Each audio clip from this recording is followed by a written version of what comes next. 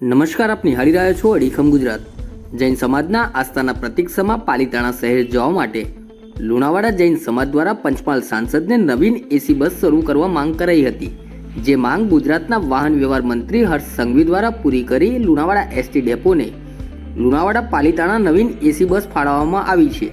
જે નવીન બસનું પંચમહાલ સાંસદ રતનસિંહ રાઠોડ, મહીસાગર જિલ્લા ભાજપ મહામંત્રી પ્રદીપસિંહ, લુણાવાડા શહેર ભાજપ પ્રમુખ, જૈન સમાજના અગ્રણીઓ તેમજ એસટી વિભાગના અધિકારીઓ અને કર્મચારીઓની ઉપસ્થિતિમાં એસટી બસને લીલી ઝંડી બતાવી પ્રસ્થાન કરવામાં આવ્યું।